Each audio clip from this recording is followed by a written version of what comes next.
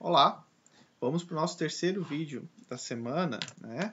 E agora a gente vai ver sobre um objeto de corpo rígido que está rotacionando em torno de um ponto fixo.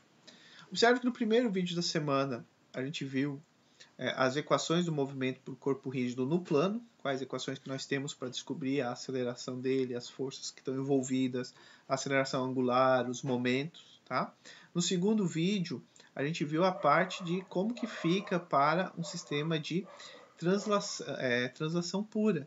Aquelas equações que são válidas para todo tipo de movimento no plano, quando a gente vai para a translação, elas tinham algumas simplificações. E a gente viu quais simplificações que a gente tinha, certo? Agora a gente vai ver quando o nosso corpo rígido está rotacionando em torno de um ponto fixo, por exemplo, como um pêndulo ou uma barra em torno de um eixo. Né? Então, por exemplo, aqui o meu corpo rígido pode ser a caneta. A gente vai estudar o que acontece quando essa caneta está rotacionando em torno desse meu dedo, quais são as forças de reação no meu dedo e etc. Qual a aceleração angular que a caneta vai ter. Então a gente vai estudar essa parte agora. Vamos fazer o uso das mesmas equações que nós deduzimos na primeira videoaula e vamos ver o que a gente pode simplificar, não, mas o caso particular, o que pode ser modificado naquelas equações para rotação em torno de um eixo fixo. Vamos para lá? Vamos lá. Então, como eu fiz na aula de movimento retilíneo, eu preferi optar também aqui para trazer de volta as equações que nós deduzimos na primeira videoaula da semana. Né? Que a gente chegou que a soma das forças x é igual a AGX, a soma das forças em y é AGY, a soma dos momentos em relação ao centro de massa é o momento de inércia do centro de massa vezes alfa, que é a aceleração angular do objeto. A soma dos momentos em relação a um ponto P qualquer vai ser a soma dos momentos cinéticos. Né? Lembro que esse aqui é ou, né? Uma equação ou outra. Se usar as duas, elas são redundantes. Você vai chegar em valores como 0 igual a 0, 1 igual a 1. Se você acertou tudo, você vai chegar numa igualdade. Mas olha, teus passos matemáticos estão certos. Você usou uma equação a mais do que precisava. Então vamos lá. Então, o que é a rotação para um eixo fixo? Né? Então, essa figura aqui tirada do Hibbeler, ela é ótima, né? Porque ela mostra bem aqui o nosso objeto. Observe que esse objeto aqui não parece uma palheta, mais ou menos, né? Esse objeto ele está preso lá no ponto O, certo? E ele está sujeito a várias forças, momentos de binário, né? E eu quero saber o que acontece com ele. Um erro comum, geralmente quando se pergunta, tá, então nessas simplificações aqui, né? Agora, essas equações, como elas se simplificam quando a gente vai para a rotação pura? Algumas pessoas pegam e dizem, olha, assim como na translação pura alfa igual a 0, então na rotação pura AG igual a 0. Ah, então isso aqui é igual a 0. Errado, gente, errado. Completamente errado? Não, tem um caso só que quem falou isso está certo. Quando o eixo fixo passa no meu G. Aí sim, se o eixo fixo passa no meu G, a Gx e a Gy é igual a 0. Mas se não, não é verdade. Observem aqui. Olha só, essa nossa, vamos chamar de palheta. Essa palheta está rotacionando em torno do ponto O. O nosso centro de massa está aqui, ele tem uma aceleração. Veja, o centro de massa está fazendo uma trajetória circular, como todos os pontos em torno do ponto O estão fazendo trajetórias circulares. Lembram a rotação em torno de um eixo fixo? A gente já estudou essa parte. Então, se o ponto G, né, o nosso centro de massa, está fazendo um movimento circular, ele tem uma aceleração normal e ele tem uma aceleração tangencial. Né? Ou seja, é um movimento de rotação em torno de um ponto fixo, a gente tem aceleração normal e temos aceleração tangencial. Né? Então aqui está o nosso ponto O. Bom, a questão agora que a gente conhece, lembra quando a gente estudou o movimento de rotação? Eu conheço quem é a minha aceleração tangencial. A minha aceleração tangencial para o movimento de rotação em torno do eixo fixo é dado por alfa RG, né? A aceleração do centro de massa tangencial, que é essa daqui, ó, a gente já deduziu isso em aulas passadas, vai ser essa distância entre o eixo, o ponto de rotação e o centro de massa, vezes a aceleração angular da nossa palheta, no caso ali, alfa.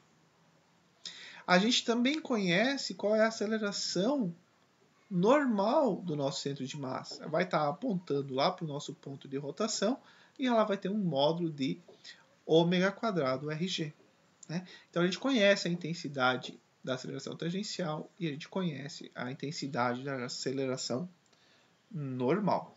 Tá? O que a gente só tem que cuidar é em relação aos nossos eixos. Né? Então, por exemplo, olha só, se eu falo que para cá está o meu eixo Y, isso vai ser mais lá no plano geral, né? E para cá está o eixo X, observe que quando o meu objeto rotaciona nesse sentido, alfa é positivo, né? Quando alfa está no sentido anti-horário. Veja que um alfa positivo vai gerar um AG, quando isso aqui estiver reto, vamos imaginar reto aqui, ó. Um AGX negativo. Então a relação entre um sinal de menos aqui. Então, dependendo dos eixos dos sistemas de coordenada que cada pessoa usa, você vai ter uma relação aqui positiva ou negativa. Eu vou tentar discutir isso melhor nos problemas, mas é só para chamar a atenção de vocês. Então, se vocês não entenderam, fiquem tranquilos, nós vamos discutir mais nessa aula de agora, mas em especial também depois, quando a gente for ter um movimento de rotação e translação ao mesmo tempo, tá? A questão principal é, você tem que associar o teu eixo, né, de rotação, as tuas coordenadas, né, desculpa, não é o eixo, né, tuas coordenadas padrões de rotação, se aqui é positivo ou se é para cá é positivo, com os teus eixos depois de translação, tá? Para onde é positivo e negativo. A gente vai discutir isso mais vezes. Aqui, para estar coerente com o sinal, ó, o nosso eixo tangencial está apontando para lá. E o nosso normal está para cá. Tá? Porque, como a gente está numa rotação pura, tangencial e normal.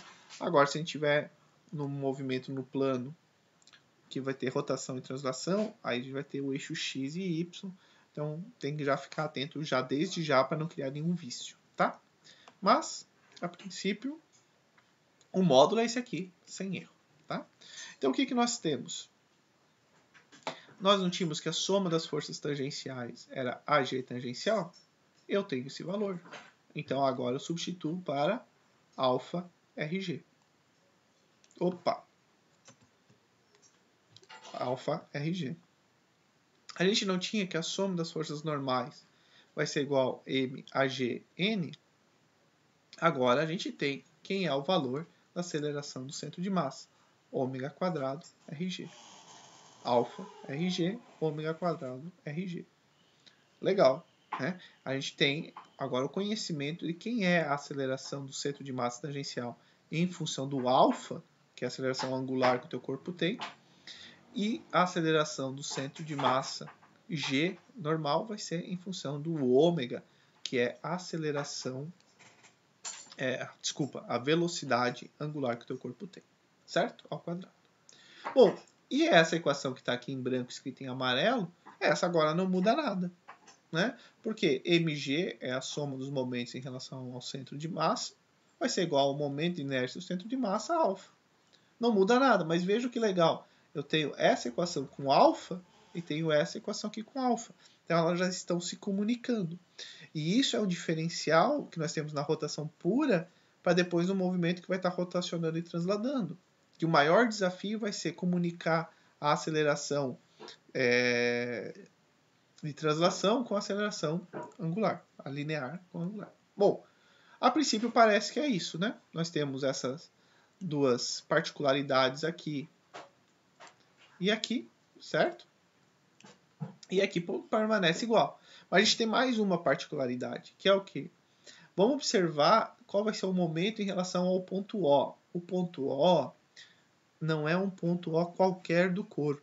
O ponto O é o ponto onde está passando o nosso eixo de rotação. Então prestem atenção, nós não estamos calculando o momento em relação a um ponto qualquer do corpo. estamos calculando o momento em relação ao ponto onde passa o eixo de rotação do corpo, certo? Bom, não é o centro de massa, então isso aqui vai ser igual ao momento cinético, certo? Eu até vou fazer o seguinte, aqui, ó. Vou pegar esse carinha aqui, eu vou colocar aqui do nosso lado. Não aí. Aqui, né? E vamos calcular.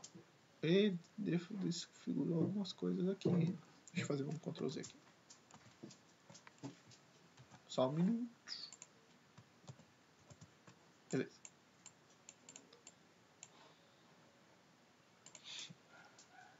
Então vamos lá. Então a soma. Oi, Truby. Visita da nossa cachorra morna aqui. Então vamos lá. Tudo certo? Então a soma dos. O que foi? Tá. Uma hora eu vou mostrar pra vocês, tá? Porque senão eu tenho que tirar todos os meus aparatos aqui.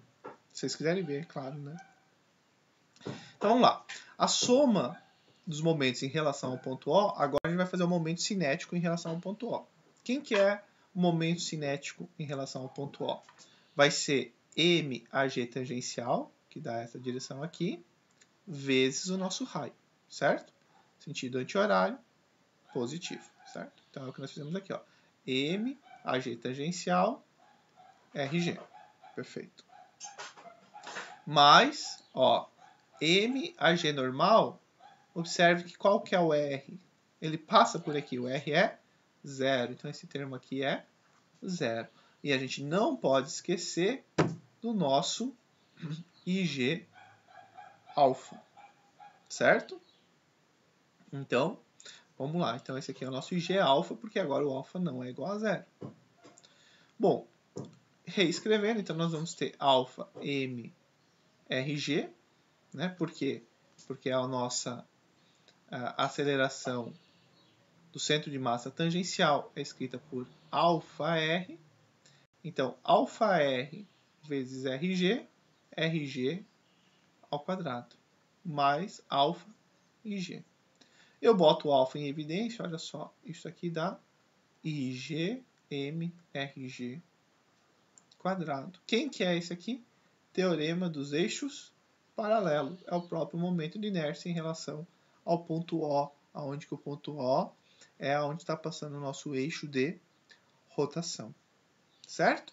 Então, nós temos que a soma dos momentos total em relação ao ponto O vai ser dado por alfa, o momento de inércia no ponto O. Muita atenção agora, porque observem que, tá? Isso só vale para rotação em torno de um ponto fixo.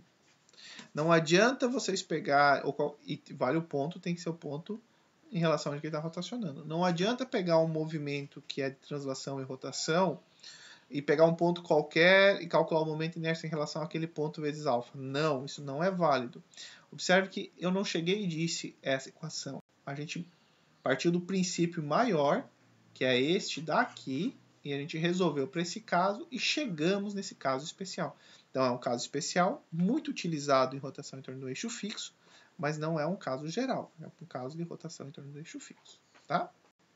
Bom, praticamente aí, é isso, a teoria, né? As equações não mudaram, o que aconteceu que nós tivemos agora nossos casos particulares, que estão em destaque, né? Este caso particular aqui, o que é? A aceleração tangencial do centro de massa é substituída por αr.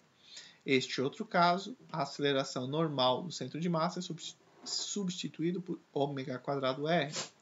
Esta equação não se modifica e aqui a soma dos momentos em relação ao ponto O pode ser escrito em relação a alfa e o momento de inércia em relação ao ponto O. Quem é o ponto O? É um ponto qualquer? Não. É o ponto onde passa o nosso eixo de rotação. Tá certo? Então vamos para os nossos casos aqui. Certo? Bom, então vejam só. O exemplo 1 diz o seguinte: no instante mostrado, a figura, uma barra fina de 20 kg tem velocidade angular de 5 radianos por segundo. Né?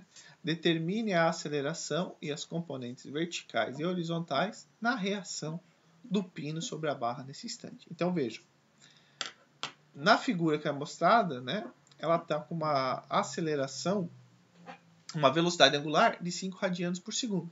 E quer saber quais são as forças do nosso pino. Tá? Bem interessante esse problema. O pino está aqui, né, segurando a barra. Então, vamos lá. Vamos ter a massa de 20 kg, ômega é de 5 radianos por segundo, o tamanho da barra é L, né? E o momento de binário que nós temos aqui é menos 60 Nm, porque menos sentido horário, né?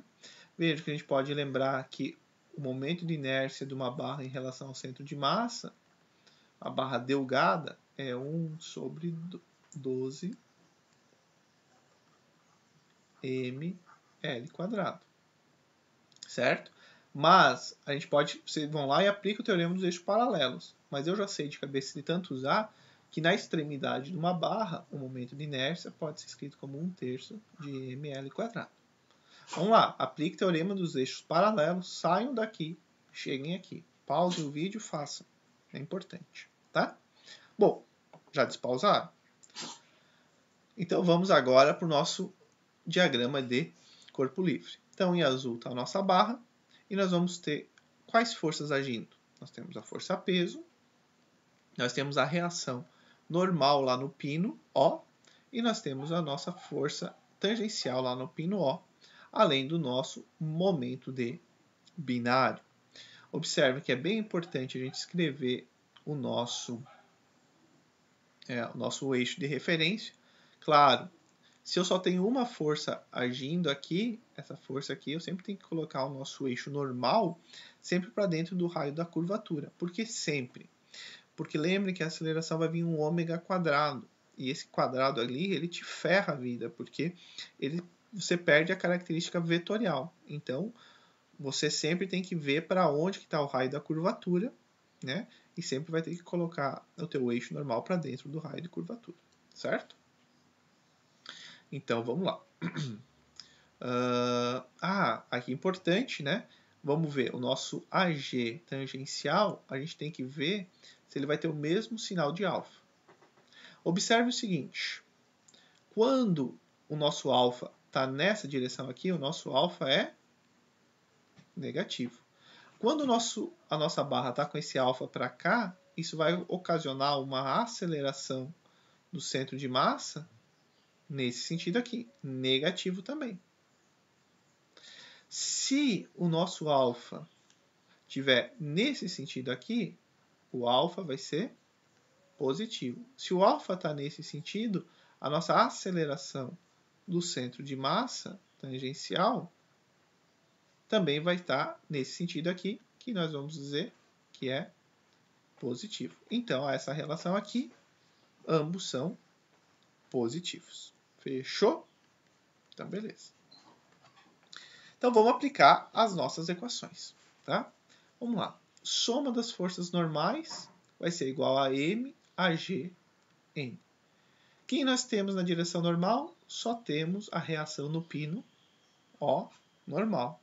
A massa, 20 kg. Ele diz qual é a velocidade angular naquele momento. E o RG é metade da barra, é a distância entre o ponto O e a força-peso.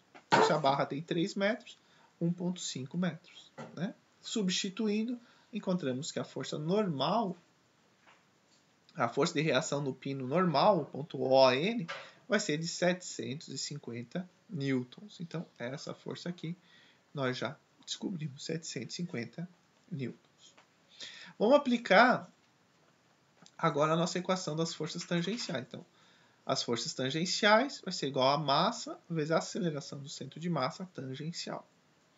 As forças tangenciais, quem nós temos? Nós temos OT, que eu chutei a direção dele para cima, e temos a nossa força peso, tá?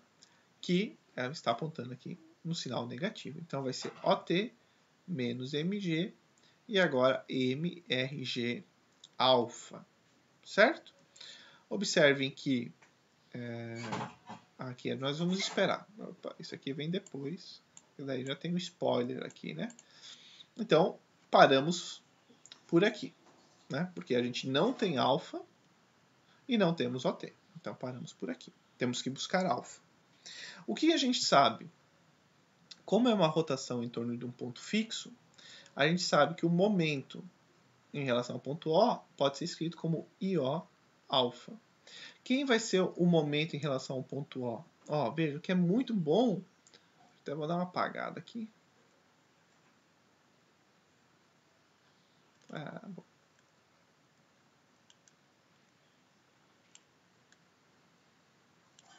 Às vezes ele buga. Opa.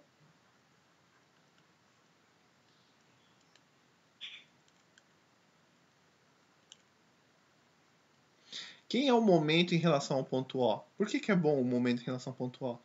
Porque a reação ON e OT elas não entram na jogada. Vai entrar quem? A força peso vezes quanto? Vezes 1,5. Mais ou menos. Vai girar no sentido horário, então é menos. Certo? Então vai ser mg vezes 1,5 menos. Menos 60, que é o nosso momento de binário, que está agindo ali, não pode esquecer. Isso tudo vai ser igual a I0 alfa. Lembram, né? O momento de inércia de uma barra delgada em relação à sua extremidade é 1/3 de ml². E aqui, só a substituição. A massa que é 20, 1,5, né? A massa que é 20, o tamanho L que é 3. Então, observem que nós encontramos uma resposta, um alfa de menos 5,90 radianos por segundo, né? Então, aqui eu coloquei 5,90 já com a flecha, porque essa é a resposta. Mas, nas equações seguintes, eu tenho que usar o menos, né? Ou então, interpretar que como está para cá, eu tenho que colocar menos, tá? Eu aconselho vocês a só quando vocês vão dar a resposta final, tirar o sinal e botar a direção para não se atrapalhar. Enquanto você está substituindo, sempre substitua com o sinal e não se preocupe em dar a direção só no final, resposta final, tá? De repente aqui, né, eu podia pegar e deixar isso aqui mais separado, lá no final, o alfa é tanto, né? E aí agora usar aqui. Tá aqui o nosso spoiler de antes, até vou levar aqui para cima de novo.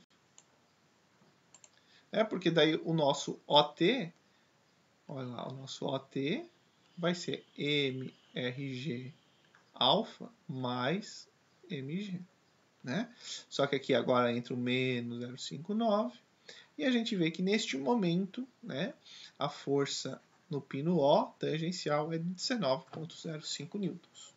Então reparem que neste momento, quando a tua barra está aqui na horizontal, ela está com uma velocidade de 5 radianos por segundo, ela tem uma pequena força de 19,05 newtons para cá e tem uma força bem grande de 750 newtons nessa outra direção. Né? Interessante. Bom, para a gente finalizar, nós vamos fazer um problema algébrico que eu acho ele bem bacana e ele tem bastante conteúdo nele. Tá? Então a gente não chega num... A gente deixa em termos algébricos a resposta. O que ele diz? Uma barra fina com massa M, comprimento L, é solta do repouso quando θ é igual a 0. Determine as componentes verticais e horizontais da barra quando ela vai estar lá em 90. Ou seja, a barra ela é solta do repouso nesta posição aqui. E eu quero saber quais são as forças que o pino age quando a barra estiver aqui. Né? Aqui o ômega é igual a 0. E ele quer saber aqui. Certo? Bom, para a gente, como a gente não tem os dados do começo, a gente só tem o dado no começo e a gente não tem os dados da barra quando ela está a 90 graus, o que nós vamos escrever? Vamos escrever a nossa barra de maneira genérica para um certo ângulo θ. Então é isso que eu fiz. Aqui a barra em amarelo, comprimento L, botei as forças nela. Que forças que nós temos? Força-peso agindo perpendicular à horizontal, a força A tangencial e a força normal, né? Observem, aqui está o pino, então o nosso eixo normal, ó, ele vai estar para cá. E vejam que você pode colocar o nosso eixo tangencial tanto nessa direção ou quanto nessa outra direção. Eu optei por essa direção, mas se você for coerente com os seus sinais, tanto faz. Outra opção que é bom colocar, eu considero ainda que nesse sentido aqui nós temos a direção angular positiva. Então, tudo que vai nesse sentido aqui, o ângulo que vai nesse sentido, o ômega nesse sentido, o alfa... Deixa eu falar melhor, nesse sentido. Né? Se o ômega vai no sentido horário, a variação do ômega vai ser negativa. Se o ângulo θ vai no sentido horário, né, a variação do ângulo θ é negativa. E mesma coisa alfa. Tá? Que é o padrão que eu usei até agora. Eu prefiro não ficar mudando, acho que eu já falei. Né? Então tá bom. Então vamos para a primeira etapa. Então, as forças tangenciais vai ser a massa vezes a aceleração tangencial. Olha, aqui a gente já tem uma curiosidade, né? Vamos ver se a gente entende esse sinal de menos aqui. Observem que eu coloquei que quando a aceleração está para cá, ela vai ser o quê? Positiva. Então, observe que quando a nossa barra está aqui, ó, então agora a nossa tangente está para cá, né? E a normal está para cá. Quando a barra ela está com alfa para cá, esse alfa é o quê? Negativo, não é? Sentido horário. Perfeito. Deixa eu pegar aqui o desenho para mudar de cor. Quando a barra está com esse movimento, a aceleração da barra, a g, está nesse sentido aqui. Nesse sentido, está no mesmo sentido do nosso eixo. Então, aqui vai ser positivo. Então, quando o alfa é negativo, o nosso AG é positivo. Mesma coisa vale ao contrário. Se o nosso alfa está para cá, observem, o nosso alfa aqui vai ser positivo. O nosso alfa para cá implica num AG para cá. Como eu coloquei a tangente apontando para cá, observe que ela sempre está nesse sentido aqui, então quando o alfa é positivo, o AG é negativo. A gente tem duas soluções, se vocês não gostaram disso. É pegar e trocar o sentido tangente para cá, e aí voltam a ter o mesmo sinal, ou então trocar e dizer que para cá é positivo. Tanto faz. Tá? Tanto faz, vai dar certo. Eu vou manter as minhas referências e vou cuidar com os sinais, e é até bom para vocês entenderem. Tá? Então, primeira coisa, é importante entender por que o meu AGT vai ser menos alfa RG. Tá? Dá uma parada para pensar sobre isso. Bom, quem está na direção tangencial? Na direção tangencial nós temos a aceleração tangencial, que vai ser negativa, porque ela vai estar nesse sentido aqui, tá? Deixa eu ver se eu consigo apagar esses risquinhos que ficaram me incomodando aqui. Mais um. Então, a T vai ser negativa. E nós vamos ter, ó, se essa direção aqui é θ, então essa direção aqui é θ. Aqui nós vamos ter 90 menos θ, então essa direção é θ. Então, mg cosseno θ vai estar nessa direção aqui. Então, mg cosseno θ vai estar nesse sentido aqui, que a gente está dizendo que ele é positivo. Certo? E vejam que, e aí eu já substituí o menos aqui, né, do alfa, e o nosso L sobre 2, por que L sobre 2? Porque é o nosso RG, né? Se a barra tem tamanho L, a distância entre o ponto A e o centro de massa é L sobre 2. Logo, a nossa aceleração tangencial ela é escrita dessa maneira e não tem mais o que fazer. Não conhecemos alfa, né? Mas escrevemos ela em função do ângulo θ. Ela vai mudando à medida que a barra vai mudando. A gente também pode fazer, né, as forças normais. Quem nós temos? Nós vamos ter a nossa aceleração normal, que nós colocamos a força do pino normal, a aceleração normal vai ter também, mas a força do pino normal, que a gente botou no sentido positivo, e aqui nós vamos ter a componente do peso na direção normal, só que negativo, né? Então foi o que eu fiz aqui, ó. A força no pino A normal menos mg seno θ. Isso vai ser igual a m ômega quadrado. Não conhecemos, porque a gente quer lá ômega igual a zero só quando θ é igual a zero. E a gente quer saber qual é a força normal quando a barra está lá embaixo, né? É isso que a gente vai ver. Esse aqui é o nosso RG, L sobre 2. Então não tem muito o que fazer. Não conhecemos esse, né? O θ aqui vamos deixar para qualquer θ e depois a gente coloca o θ igual a 90. Bom, agora falta fazer a equação do momento. E aí tanto faz, a gente pode pegar em relação ao centro de massa e calcular o momento do centro de massa, ou podemos pegar em relação ao ponto A. Como o ponto A já tem duas forças e o nosso objeto rotaciona em torno do ponto fixo, então o momento de inércia é fácil de calcular, então eu optei em fazer pelo momento no ponto A. Pode fazer pelo momento no centro de massa? Pode. Vai dar certo? Tem que dar, né? Então, quem que causa momento em relação ao ponto A? Isso aqui é importante. Observem que o nosso peso, cuidado, o momento em relação ao ponto A não é o peso vezes a distância.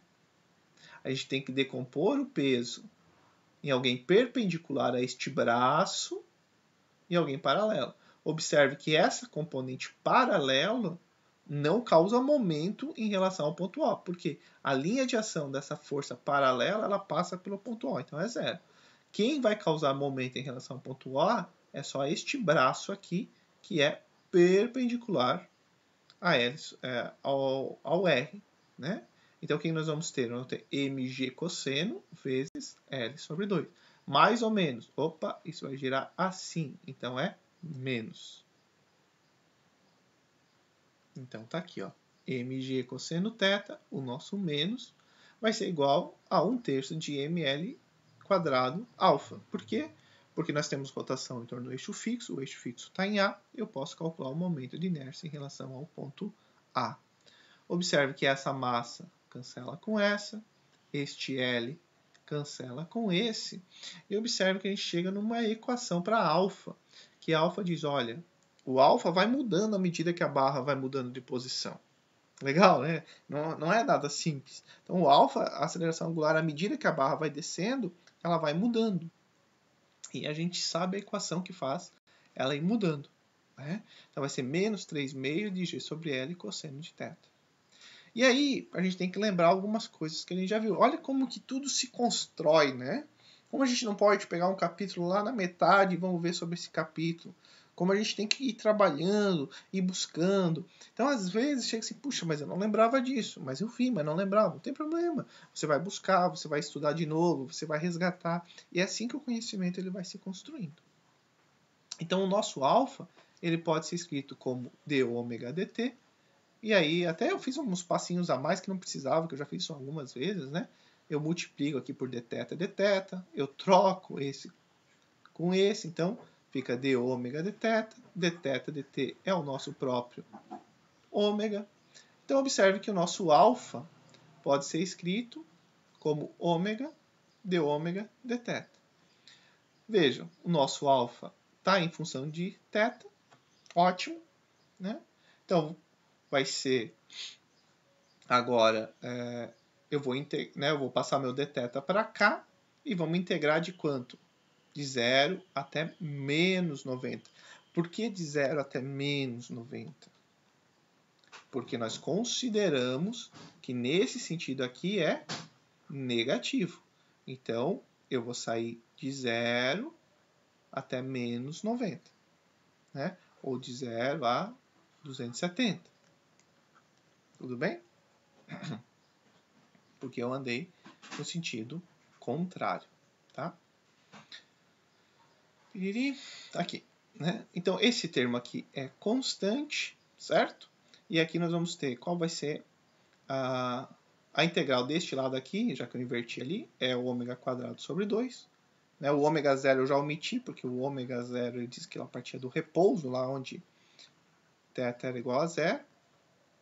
E aqui nós temos o quê? 3 meios de L. Opa, aqui tá errado, aqui esse L embaixo, né? Esse L aqui embaixo. Agora tá certo, né? Onde que tá? Aqui, ó, tá certo. Então, 3 meios de L vezes G. A integral de cosseno é seno, positivo, né? Porque a derivada de seno dá o cosseno. O menos que nós estamos carregando, de 0 até menos 90. Né? Porque é o sentido que a gente está indo. Podia ser de 0 a 270, tanto faz.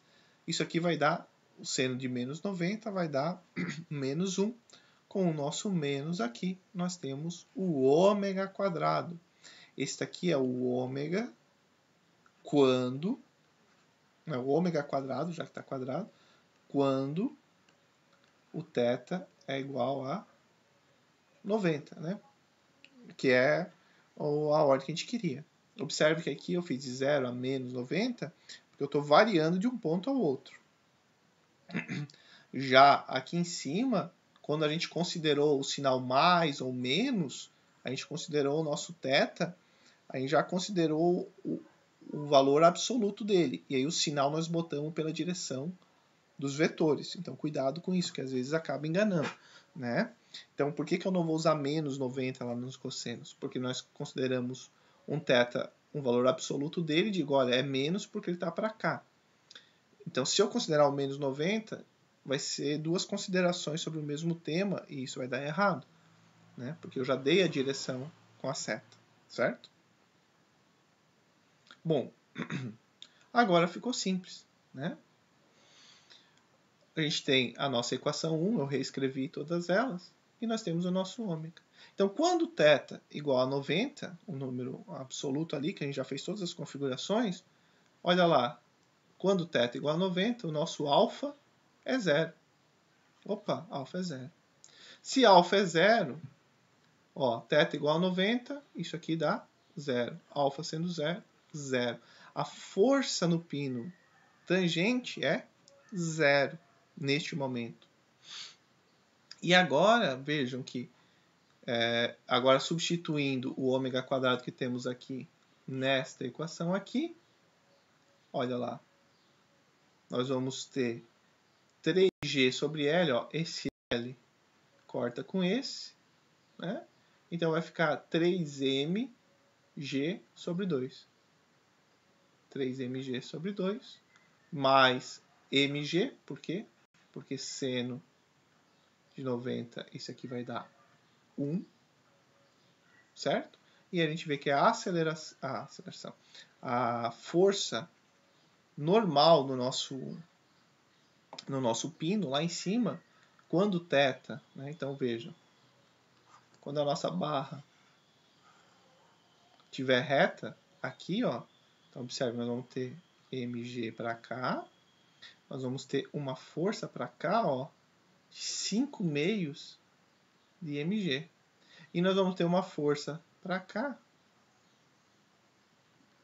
de 0. Olha só. Né? Então, quanto a nossa... Então, vejam. Primeiro, de novo, quando ela está reta, se você perguntar para alguém desatento, vai dizer assim, quando ela está reta, a força no pino, no tangente, é óbvio que é 0. E a força normal vai ser mg. Não, mas espera, ela está reta, mas ela não está parada reta. Ela está passando com certo movimento. Então, se ela está passando com certo movimento, a força não é bem essa. Né? Ou veja, é 2,5 mg. A força no pino, lá em A, a força normal. Né? Então tem que tomar bastante cuidado quando a gente tem movimentos envolvidos. Tá certo, gente? Então, a gente finalizou essa parte. Agora, para nós finalizarmos essa sessão, esse capítulo, falta a gente estudar agora um movimento que é uma mistura de translação e rotação. Um movimento no plano geral. Então, a figura muda de história, a gente vai ter que olhar com mais calma, tratar com mais detalhes, né? Não fica tão simples. Não que esses sejam simples, mas é sempre a simplicidade é comparado uma coisa com a outra, tá? Isso vai ficar para a semana que vem, a gente aborda esse novo tema, tá certo? Valeu, gente. Um abraço, nos vemos no próximo vídeo.